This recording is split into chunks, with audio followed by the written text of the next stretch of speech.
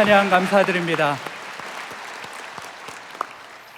이제 성경 말씀을 봉독하겠습니다. 각 가정에서 온라인 생중계 예배로 참여하시는 성도님들께서도 함께 봉독해 주시기 바랍니다.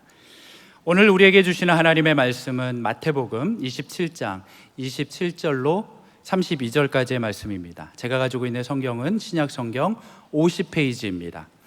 마태복음 27장 27절에서 32절까지의 말씀을 함께 교독하시겠습니다. 제가 먼저 읽겠습니다.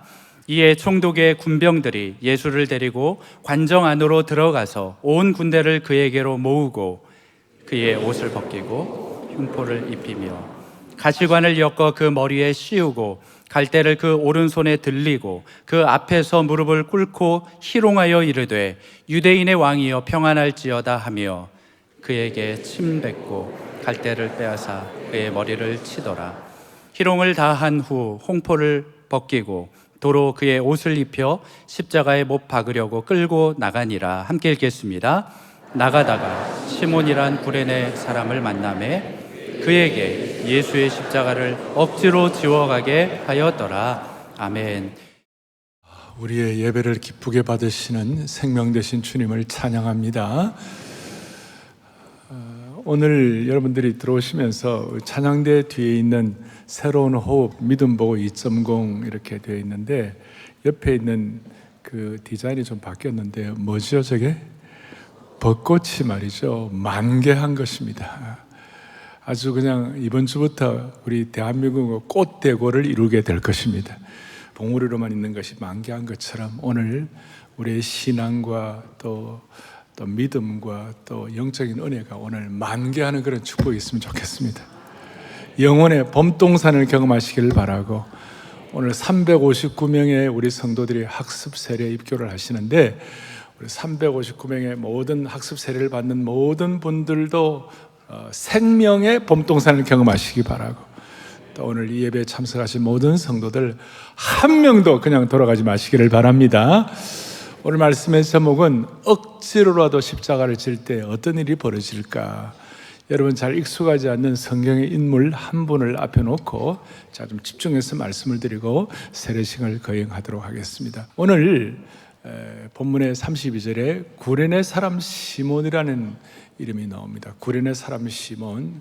그래서 제가 이제 약칭으로 구레네 시몬 그렇게 하겠습니다. 이 구레네 사람 시몬이라는 사람은 예수님의 십자가를 억지로 지고 간 분이었어요. 갑자기 로마 병정의 어떤 그 강제적인 명령에 의해 가지고 갑자기 억지로 십자가를 졌다가 억수로 은혜를 받은 사람입니다.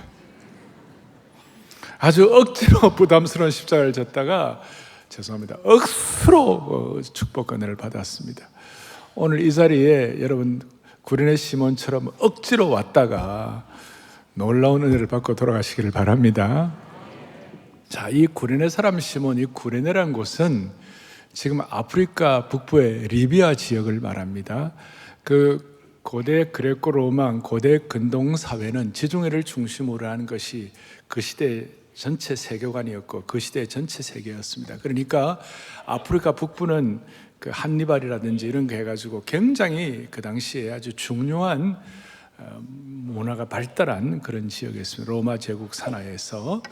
그런데 아프리카주 요즘 말하면 디아스포라 교민 출신 유대인인데 당시에 유대인들이 핍박을 받기도 하고 또 유대인들이 많이 지금 전 세계 178개국에 750만의 디아스포라가 흩어져 있는 것처럼 이 유대인으로서 이 디아스포라 이민을 가가지고 거기서 사는 사람들이었어요. 그 중에 구레네 사람 시몬인데 이 사람들의 꿈이 뭐냐면 시간도 좀 이렇게 얻고 또 돈도 좀 저축하고 잘 준비했다가 예루살렘에 가가지고 하나님께서 절기를 지키라고 그러는데 6월절이라든지 또 장막절이라든지 오순절 이런 절기를 평생 한번 드려보는 것이 이분들의 소원이었어요.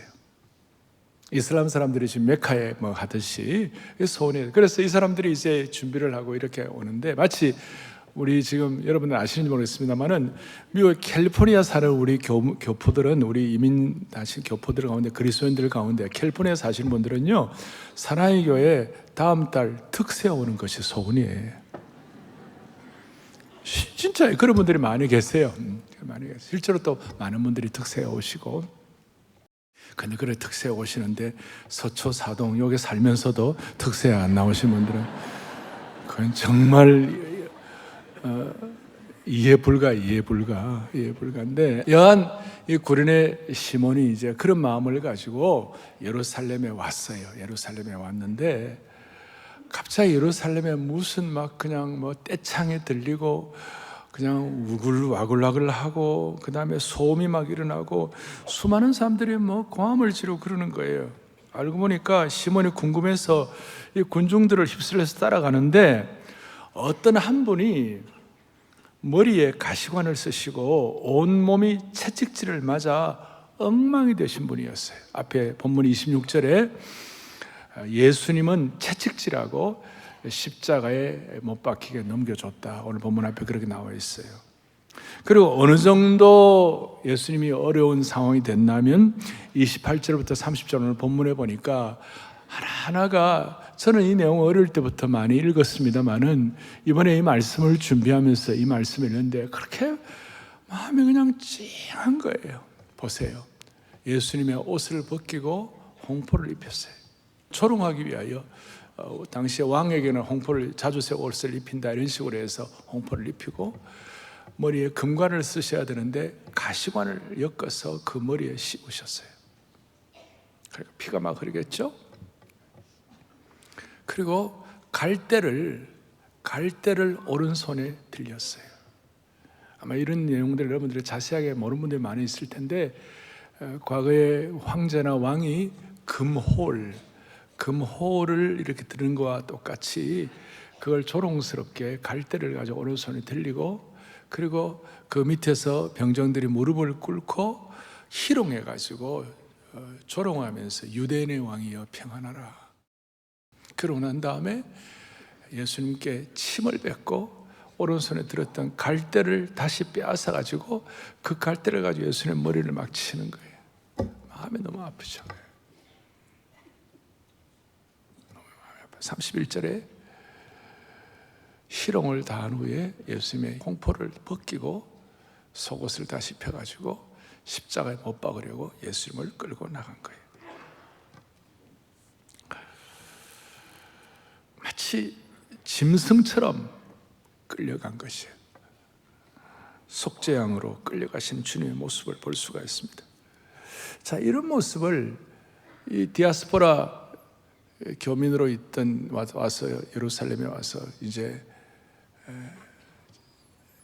예루살렘 성전에 예배를 드리려고 했던 그 구련의 시몬이 이 모습을 보면서 이 사람이 무슨 죄를 지어가지고 이런 형벌을 받나, 이런 형벌을 받나, 그렇게 생각하고 있는데 갑자기 로마 병정이 창을 내밀면서 큰 소리로 너 이리 와, 너 이리 와. 그리고 네가 대신에 십자가를 져.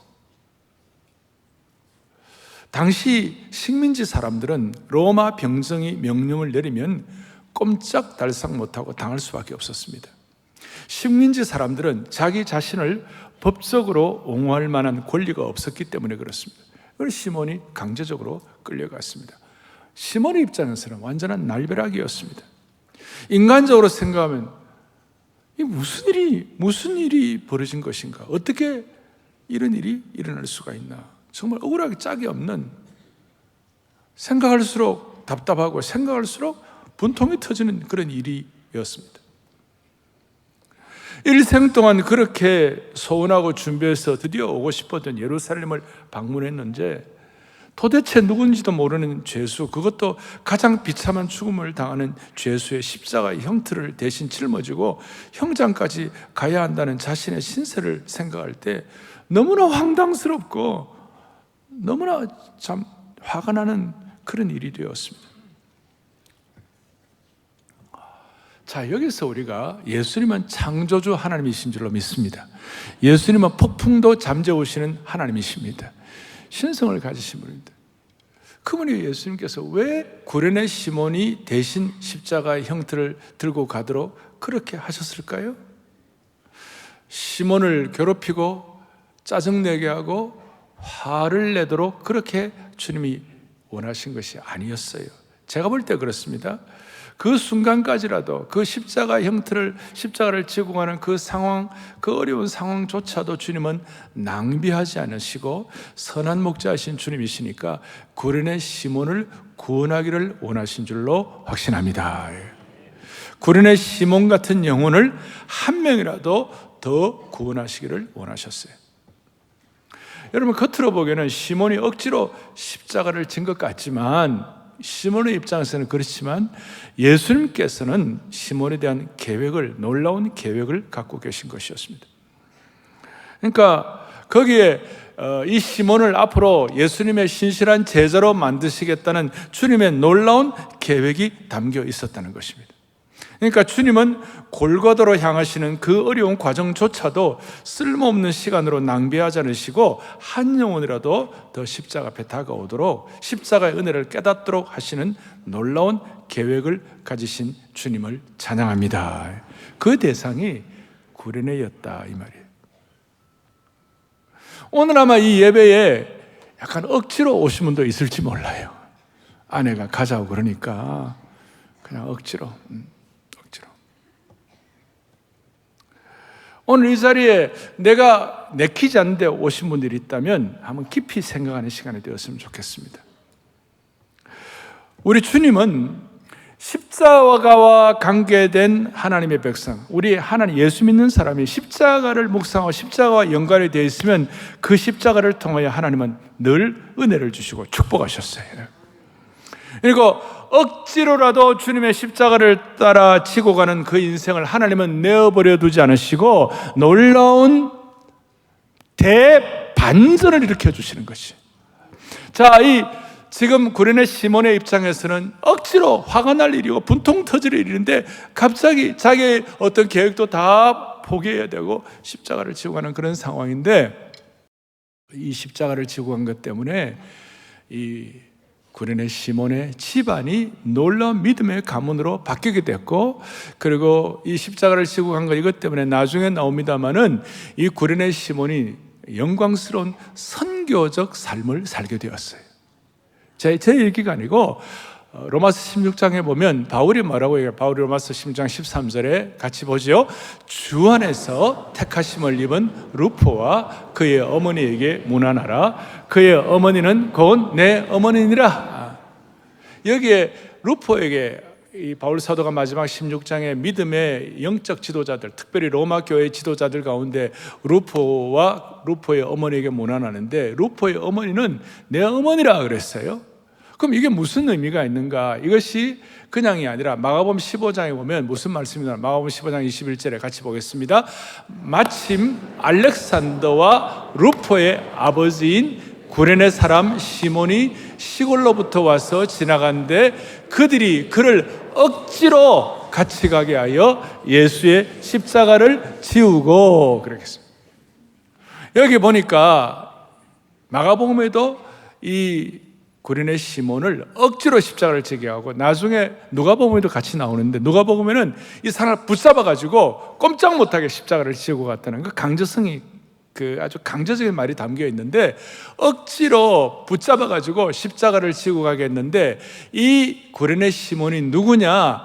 알렉산더와 루포의 뭐예요? 아버지다. 그러니까 알렉산더와 루포의 어머니에게 문안하라 바울이 얘기했을 때 그 내용은 뭐냐면, 로마의 영적 지도자가 알렉산더와 루포가 로마의 영적 지도자이고, 그 지도자의 어머니가 바울의 어머니와 같은 그런 대우를 받을 정도의 믿음의 놀라운 가문이 되었다는 것입니다. 우리 흔히 말하는 믿음의 명문 가문이 될 수가 있었다는 것입니다. 초대교회에 큰 영향을 끼치게 된 것입니다. 시몬이 억지로 십자가를 졌는데 시몬의 아내와 시몬의 아들 알렉산더와 루포 온 가족을 믿음의 놀라운 가문으로 만들어주신 주님을 찬양합니다.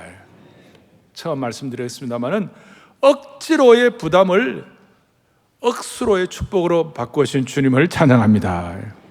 오늘 이 자리에 아내의 특별 요청이나 억지로 온 분이 있을 거예요. 오늘 세례받는 분들에게는 이 메시지가 내게 주신 메시지가 되기를 바라는 것입니다. 무슨 뜻입니까? 사랑하는 영가족 여러분, 영적 가족 여러분, 억지로라도 십자가를 지고 가면 하나님께서 큰 은혜를 주시는 것이에요. 젊은이들은 십자가 지고 가라 그러면 이렇게 십자가를 달고 있다가 십자가 지고 가라면 이걸 뒤로 딱 넘깁니다. 이렇게. 그런 게 아니고, 여러분 신앙생활 하다 보면 힘들 때도 있고 힘이 빠질 때도 있습니다. 오죽하면 내 주를 가까이 하게 하면 십자가 짐 같은 고생이나. 저희 부친 모친도 주님 섬기면서 어떨 때는 어려워가지고 두 분이 손잡고 창가에서 찬송을 하는데 내 주를 가까이 하게 하면 십자가 짐 같은 고생이나. 신앙생활 예수님 믿는 거 그렇게 만만한 건 아니구나. 어릴 때부터 저는 그 실감을 하고 있었어요. 쉬운 거 아니에요. 그리고 그 고생이 이유를 모를 때가 있습니다. 그러나 다시 한번 억지로라도 십자가를 지고 가면 억지로의 축복을 받게 하시는 주님을 찬양하는 것입니다. 구린의 시몬이 그랬다는 것입니다. 예를 들어서 이런 겁니다. 토비세 때 기도의 지팡이 이거 번호 부를까 싶어 갖고 억지로라도 참석하는 사람들이 억지로라도 나오면 하나님의 은혜를 베풀어 주시는 것이. 왜냐하면 이 기도의 지팡이는 그냥 지팡이가 아니에요. 이 지팡이를 하게 된 이유는 나중에 여러분 길갈의 12도리를 기억하실 수 있을 거예요. 나중에 우리 자녀들이 요단강을 어떻게 건너느냐 물었을 때에 하나님의 기적 같은 은혜로 요단강을 건너게 되었다. 거기에 대한 기념비가 이 12돌이다. 그런 것처럼 나중에 여러분들에게 코로나의 강을 어떻게 건넜는가, 3년 동안 코로나의 강을 어떻게 건넜는가, 우리가 힘들지만 기도의 지팡이를 들고 이 코로나의 강을 건넌 줄로 믿습니다. 이건 나중에 여러분 굉장한 여러분 신앙의 역사에 남게 될 것이에요. 코로나의 강을 건널 때 마치 모세가 그 뱀꼬리를 모세가 뱀꼬리 잡으면 죽는 거예요. 그러나 뱀꼬리를 순종하게 잡을 때 그것이 지팡이가 되어가지고 그 지팡이가 홍해를 가르고 반석에서 샘을 터뜨리고 아말렉과의 전쟁에서 승리하게 하는 지팡이가 된 것처럼 이 지팡이가 억지로라도 여러분들 감당할 때 하나님이 은혜를 베풀어 주시는 것이에요. 저는 그렇게 믿어요. 제자훈련 순장들이 제자훈련 좀 받으라 그러는데 1년 튕기고 2년 튕기고 3년 튕기고 오늘 아까 일로 마치고 나오는데 목사님 저는 15년을 튕겼습니다. 제자훈련 15년 동안 받으라 했는데 못 받았습니다. 그런데 억지로라도 받으니까 하나님 은혜를 베풀어 주신 줄로 믿습니다. 도망다니다가 그랬는데 억지로라도 하니까 인생의 터닝 포인트가 되었다고. 새생명 축제에도 억지로 친구 초대로 받아왔다가 예수님이 영접하고 영적으로 수줍어하는 분들도 여러분들 계십니다. 많은 분들이 내가 이렇게 억지로 하면 무슨 의미가 있겠는가. 우리 순자님들 가운데 5년, 10년, 20년 순자님 하시다가 순자님들의 삶도 만만치 않잖아요. 그러다 보니까 내가 내 삶도 힘든데 내가 어떻게 이 어려운 가운데서 영혼을 섬기나 그런 마음이 들 때가 왜 없겠어요. 그럴 때라도 억지로라도 십자가를 지고 영혼을 섬기게 될 때 하나님이 주시는 은혜가 있다니까요. 크다니까요. 그래서 이 시몬은 억지로 십자가를 졌지만 하나님이 어떤 축복을 주셨는가. 찰스 어떤 스펄전 목사님은 아주 그냥 탁월한 통찰력을 말씀하고 있어요.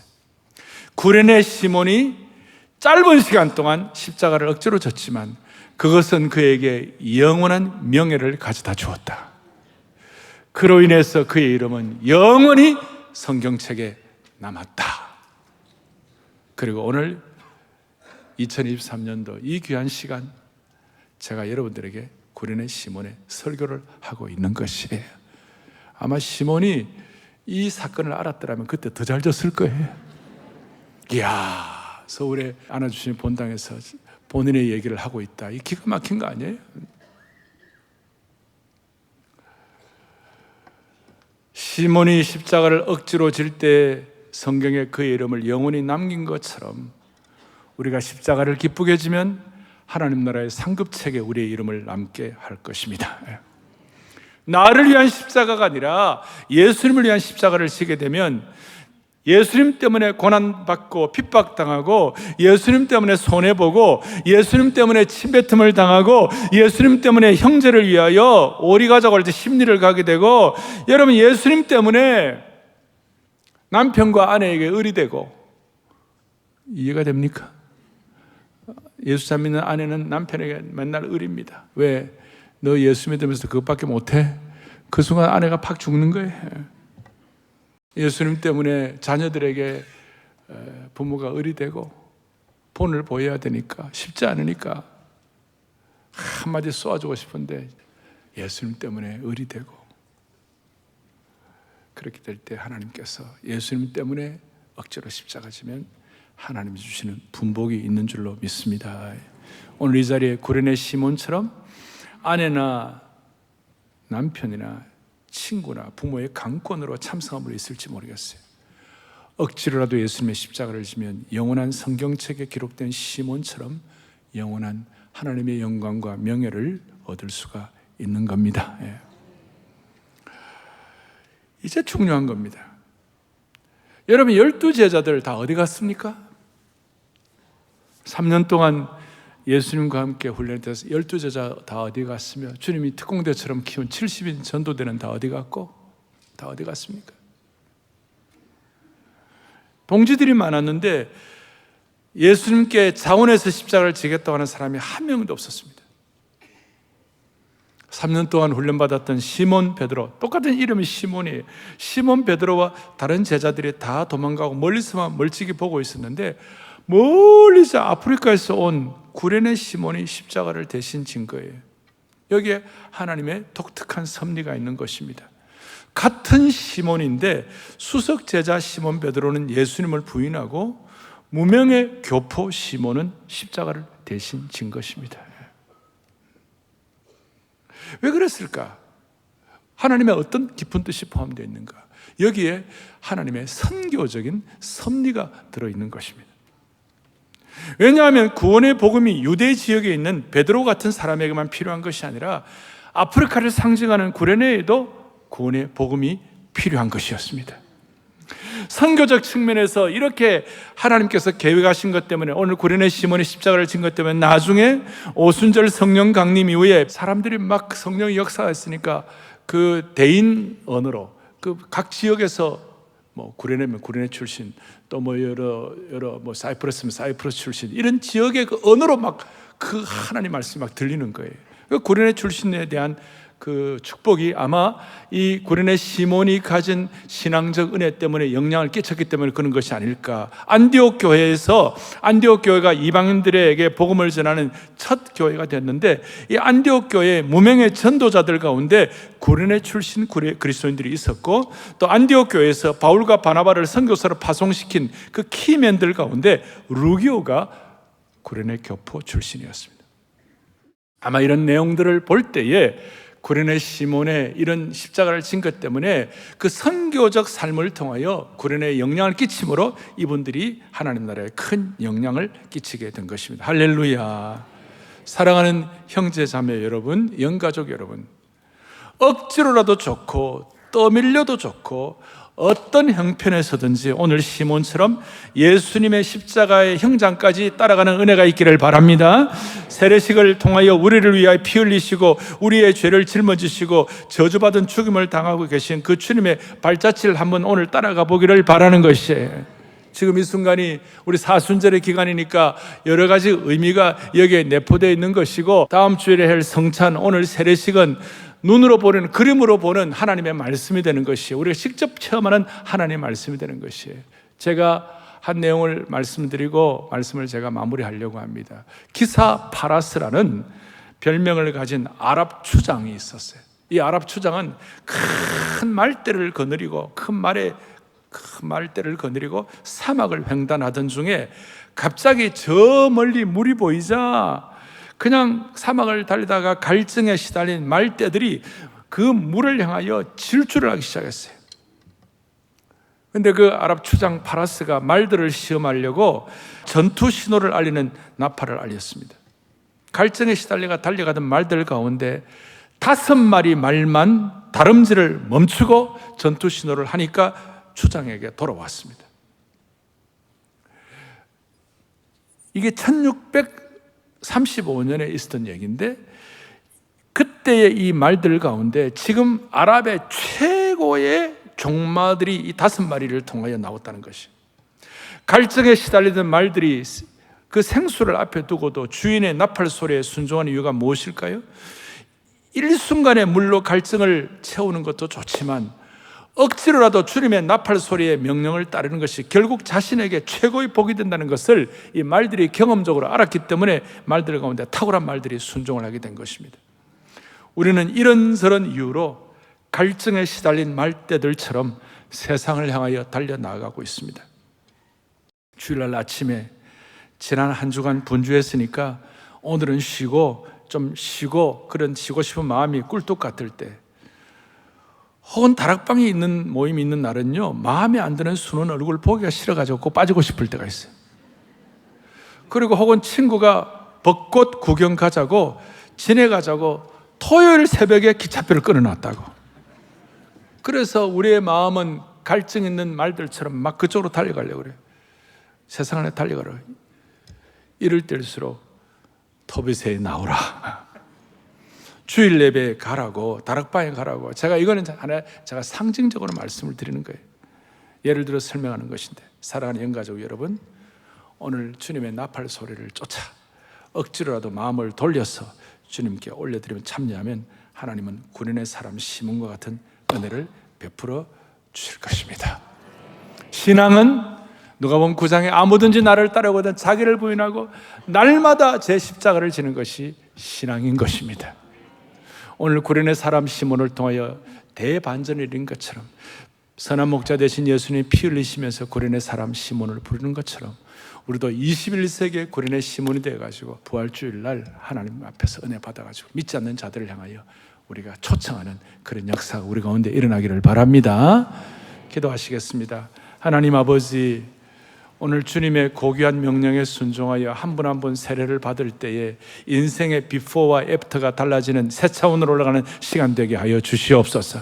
그 은혜가 억지로라도 십자가를 지고 정말 21세기의 시몬이 되어갖고 우리 모두가 다 선교적 삶을 살아가는 은혜를 받게 하여 주시옵소서. 억지로라도 기도의 지팡이를 들면 은혜 주실 줄로 믿습니다.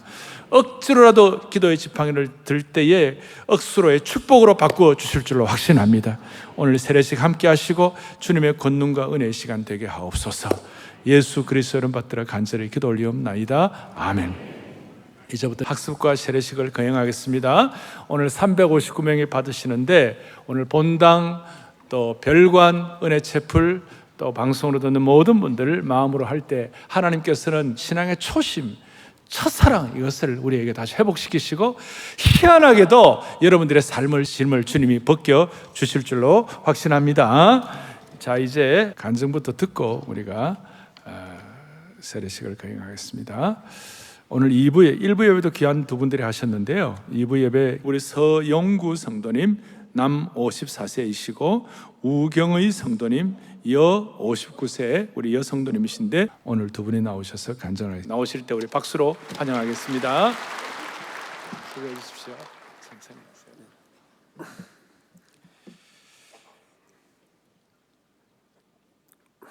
저는 강원도 속초에서 태어나 고등학교까지 보냈습니다. 저희 가족은 종교가 없었지만 유독 어머니는 교회에 호의적이지 않으셨습니다. 결혼 전까지 교회에 딱 2번 간 적이 있습니다. 초등학교 때 크리스마스 이브에 가본 일과 대학 1학년 때 하숙집형을 따라가서 어색함과 낯선 분위기만 느끼고 다시는 가지 않았던 것이 전부입니다. 법대를 졸업하고 신림동에서 사법시험을 준비하게 되었습니다. 몇 차례 도전 끝에 1차 시험에 합격하였으나 2차 시험에 연이어 떨어지면서 끝을 알 수 없는 고시생의 막막한 시간을 보냈습니다. 2003년 1차 시험에 다시 합격하고 2차를 준비하면서 아내를 소개받았습니다. 당신은 고시생이 연애하는 것이 대체로 금기였는데 계속된 실패에 지쳐있던 때문인지 아내와의 만남을 이어갔습니다. 다행히 사법시험에 최종 합격하였고, 나중에 안 놀라운 사실은 4일간 치러지는 2차 시험 기간 동안 아내는 새벽 기도를 다니며 저를 위해 기도했다는 사실이었습니다. 떨어지기만 하던 사법시험에 아내를 만나 합격하게 되자 아내 덕분에 합격하였다는 마음에 연수원 1년차 때 결혼하였습니다. 아내는 할아버지가 신학교에 땅을 기부하셨고 작은 아버님 중 한 분은 목사님이시고 장모님은 권사님이신 기독교 집안이었습니다. 그러나 교회에 호의적이지 않으신 불신자인 저희 어머니는 아내에게 결혼하면 교회는 어떻게 할 것이냐고 물어보았습니다. 아내는 알아서 하겠다고 하였습니다. 그때 어머니가 눈치를 채서 했습니다. 알아서 하겠다는 것은 알아서 잘 다니겠다라는 의미라는 것을 말입니다. 사법연수원에 입소하면서 근처에 신혼집을 마련하였습니다. 연수원 2년 차에 첫 아이가 생겼고 아내는 태명을 다니엘이라고 하였습니다. 텔레비전에 나오는 다니엘 헨리는 알고 있었는데 정작 다니엘이 누구인지 저는 몰랐습니다. 출산교실에서 태명을 말하니 다들 교회 다니냐고 물어보시길래 이후에 비로소 다니엘이 누구인지 알았습니다. 하지만 청천벽력 같은 일이 일어났습니다. 다니엘이 태어난 지 한 달 만에 우리 곁을 떠나게 된 것입니다. 건강하게 태어났는데 산후조리원에 있는 동안 갑자기 안 좋아졌고 중환자실에 입원한 지 얼마 되지 않아 다시는 볼 수 없게 된 것입니다. 저는 나름 착하게 살았는데 왜 나에게 이런 일이 일어났는지, 왜 하필 나인지 모든 것이 원망스러웠습니다. 이루 말할 수 없는 고통의 시간이었습니다. 자식이 죽으면 가슴에 묻는다고 합니다. 지금도 문득문득 하얀 포대기에 쌓인 다니엘의 얼굴이 떠오르면 가슴이 미어집니다. 사법연수원을 수료하고 소초동에서 일하게 되었습니다. 방배동으로 이사하고 강남역에 있는 사랑의 교회 문을 두드렸습니다. 아내의 아픔을 덜 방법이라 여겨 열심히 운전하여 아내를 교회에 데려다 주었습니다. 그 사이 딸 정윤이가 태어났고 유아 세례도 받았습니다. 그러나 저는 여전히 아내를 교회에 데려다주는 운전사였을 뿐입니다. 그런데 또다시 저희 가정에 아픔이 찾아왔습니다. 아내가 정윤이 동생을 임신하였는데 유산하였고 정윤이는 태어날 때는 괜찮았는데 4살 무렵부터 시력이 안 좋아진 것이었습니다. 조금 떨어진 것도 보이지 않고 책을 눈앞에 두고 겨우 읽을 정도로 눈이 나빠졌습니다. 그런 딸의 모습에 가슴이 찢어질 것 같았습니다. 그럼에도 정윤이는 사랑의 교회 주일학교에 다니는 것을 너무나 좋아하였습니다. 정윤이는 교회를 사랑합니다. 시력이 안 좋아 확대경으로 글을 읽고 쓰면서도 청소년 문학상 공모전에 응모한다며 소설도 썼습니다. 그러던 어느 날 왼쪽 눈이 너무 아프다고 하였고 알고 보니 각막이 떨어진 것이었습니다. 그나마 조금 더 잘 보인 눈으로 평소 왼쪽 눈을 위주로 보았는데 아예 보이지 않게 된 것입니다. 하늘이 무너져 내렸습니다. 하지만 정윤이는 굳건하였습니다. 학교도 열심히 다니고 교회에서는 중등부에 들어가 제자 훈련을 수료하였고 리더도 되었습니다. 정윤이의 모습을 쭉 지켜보던 저는 결심하였습니다. 이 모든 것을 해결할 수 있는 분은 오직 하나님밖에 없으니 모든 것을 하나님에게 의지하고 기도하기로 하였습니다. 그러나 하나님을 믿기 위해서 당장 해결해야 할 일이 생겼습니다. 설 차례를 앞두고 늘 지극정성으로 제사를 드려오던 어머니에게 뭐라고 말할지 노심초사 마음을 졸이고 있었는데 놀랍게도 어머니가 먼저 앞으로는 제사를 지내지 않을 것이라고 하셨습니다. 참 멀리 돌아 이 자리에 왔습니다. 이 모든 것이 계획되어 있었나 봅니다. 이제 저는 더 이상 아내를 교회에 데려다주는 운전사가 아닙니다. 저는 주일 아침 일찍 일어나 안아주심의 본당에 앉아 기쁨 가운데 찬양하며 예배를 드리는 예배자가 되었습니다.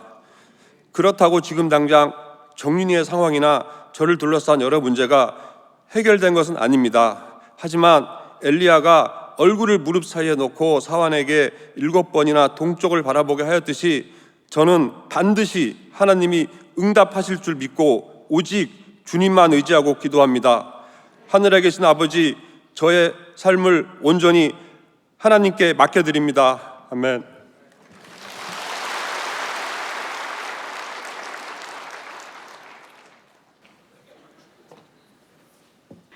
저는 불교에 대단히 열심인 어머니 아래 자랐습니다. 어머니는 절에서 상으로 받으신 반좌상으로 집에 기도방을 만들었습니다. 촛불을 켜놓고 매일 아침 저녁으로 예불을 하며 자식들을 위해 마음을 쏟았습니다. 결혼 후 같은 아파트에 사는 대학 동창을 만나 저는 교회에 다니게 되었습니다. 얼마 되지 않아 작은 아이가 교통사고를 당했고 교회 사람들이 병원에 와서 기도를 하는 일이 생기면서 어머니는 제가 교회 다니는 것을 아시고 불같이 화를 내었습니다. 교회 문턱을 넘었을 때 엄마 생각이 나지 않더냐? 계속 다닐 거면 인연을 끊자. 어머니는 수계를 받게 했고 불교대학도 다니게 했습니다. 워낙 강하셔서 어머니를 꺾을 수 없었습니다. 이왕 불교를 믿을 바에야 제대로 공부하자. 제 스스로 불교대학을 다니고 법화경 공부, 72시간 물만 마시며 탑돌이 기도를 하기도 했습니다.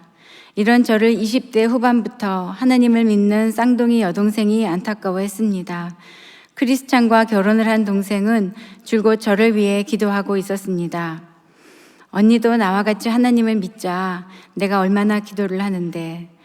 너 하나만 불교를 믿으면 우리 가족이 다 불교를 믿는데 네가 오는 게 좋지 않겠니? 저는 오히려 동생을 불교로 전도했습니다. 그 후 저는 언더우드 음악원에 들어가 찬송가로 발성법을 공부했습니다. 원장님은 찬송가에 얽힌 이야기, 찬송에 얽힌 자신의 간증을 수업 간간히 들려주었습니다. 중학교 때 미션 스쿨을 다녔고 대학교에서 채플, 기독교 개론 수업을 들었기 때문에 찬송가를 부르는데 거부감이 들지 않았습니다. 찬송가를 부르며 눈물을 흘렸던 그 시절 추억에 잠기곤 했습니다.